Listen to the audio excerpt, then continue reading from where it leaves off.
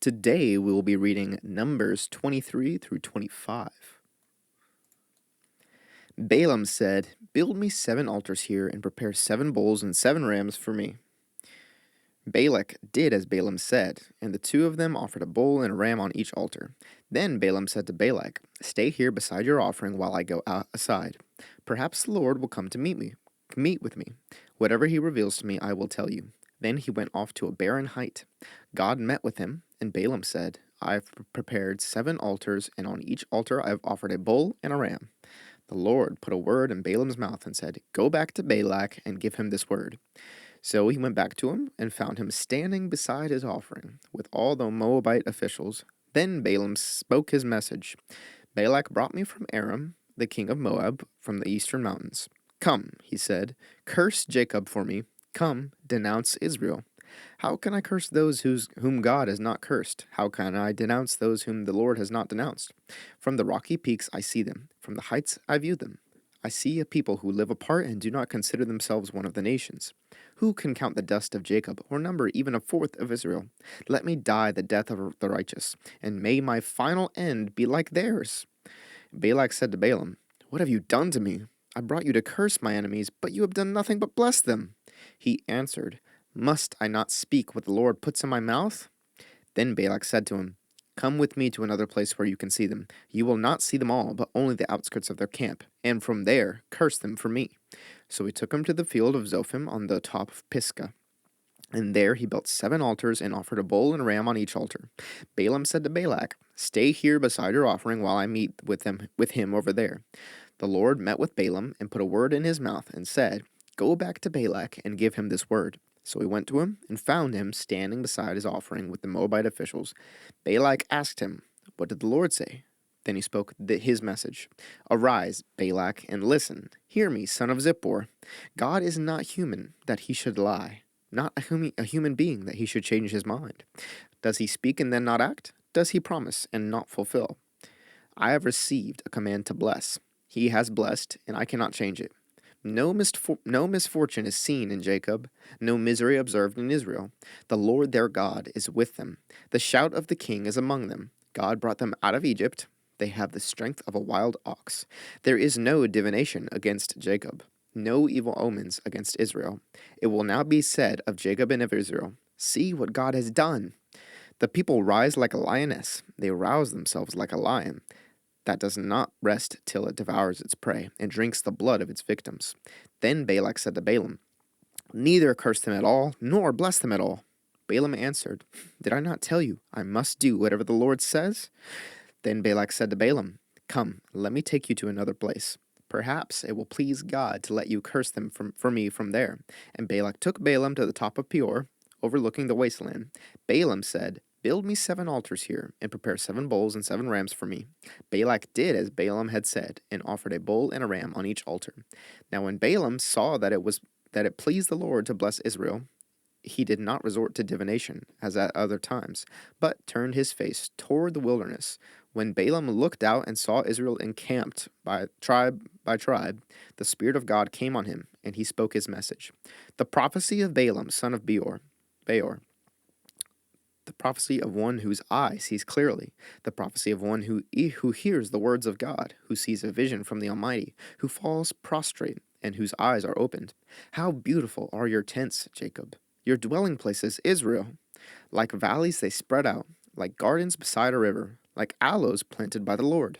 Like cedars beside the waters, water will flow from their buckets. Their seed will have abundant water. Their king will be greater than Agag. Their kingdom will be exalted. God brought them out of Egypt. They have the strength of a wild ox.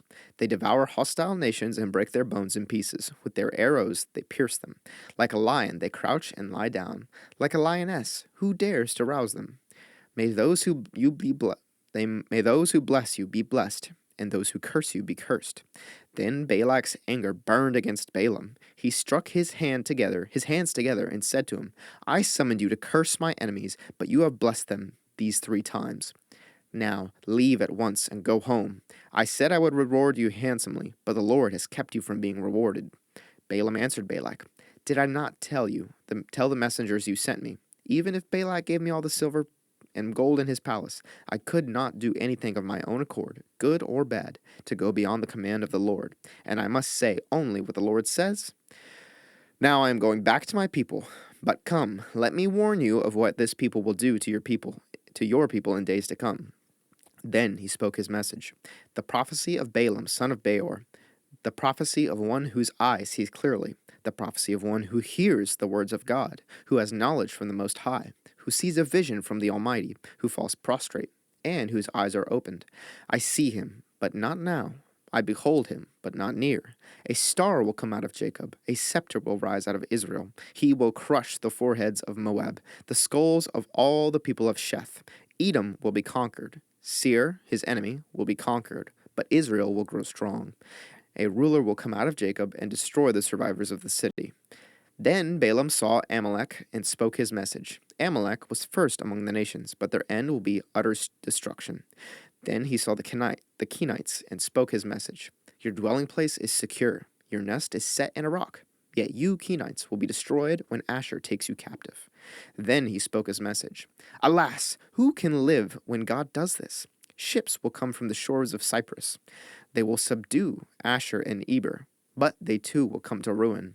Then Balaam got up and returned home, and Balak went his own way. While Israel was staying in Shittim, the men began to indulge in sexual immorality with Moabite women, who invited them to the sacrifices to their gods. The people ate the sacrificial meal and bowed down before these gods. So Israel yoked themselves to the Baal of Peor, and the Lord's anger burned against them. The Lord said to Moses, take all the leaders of these people, kill them, and expose them in broad daylight before the Lord, so that the Lord's fierce anger may turn away from Israel.